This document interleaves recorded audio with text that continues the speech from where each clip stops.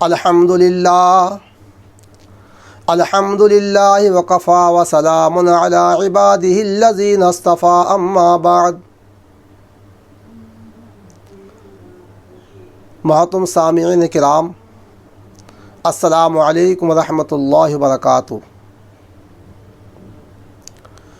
تو اکیلا تیرے دشمن سینکڑوں تو یہ بھی نہ دیکھ، تو اکیلا تیرے دشمن سینکڑوں تو یہ بھی نہ دیکھ،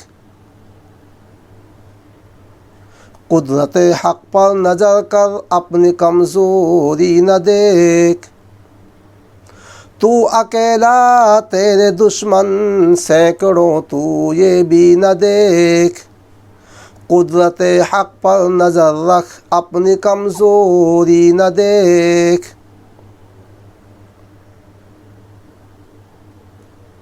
حدیث قدسی ہے، اللہ تبارک تعالی ارشاد فرماتے ہیں، اے آدم کے بیٹے، تو کسی غلبہ اور تسلط والے سے مت ڈر جب کہ میرا غلبہ اور تسلط باقی ہے۔ یاد رکھ، میرا غلبہ اور تسلط کبھی ختم نہیں ہوگا۔ اے آدم کے بیٹے، تو رزقی تنگی سے مت ڈر جب کہ میرے خزانے بھرے ہوئے ہیں۔ یاد رکھ، میرے خزانے کبھی بھی ختم نہیں ہوں گے۔ اے آدم کے بیٹے، تو میرے سوا کسی کو اپنا مطلوب نہ بنا جب کہ میں تیرا ہوں۔ جب تو میری طلب میں آئے گا تو مجھے پالے گا، جب تو میری طلب کرے گا تو مجھے پالے گا۔ اے آدم کے بیٹے، میں نے تیرا رزق تقسیم کر دیا ہے، میں نے تیرا رزق لکھ دیا ہے، تو پریشانی اور مصیبتوں میں گرفتار نہ ہو۔ اے آدم کے بیٹے، میں رزق کے بارے میں نے تیرا رزق تقسیم کر دیا ہے، تو میری تقسیم پر راضی ہو جا۔ اگر تم میری تقسیم پر راضی ہو جائے گا تو میں تیرے دل کو، تیرے جسم کو راحت دوں گا۔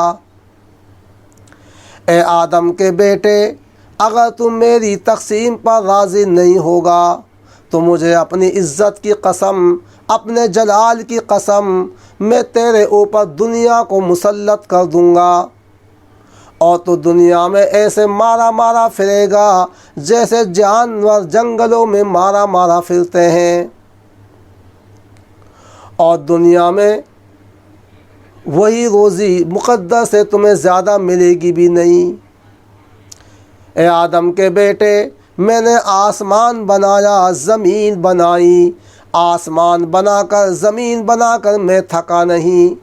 کیا میں تجھے 2 روٹی بغیر مشقت کے دینے میں تھک جاؤں گا؟ اے آدم کے بیٹے، مجھے تجھ سے محبت ہے، تو بھی مجھ سے محبت کر لے، تو بھی مجھ سے محبت کرنے والا بن جا۔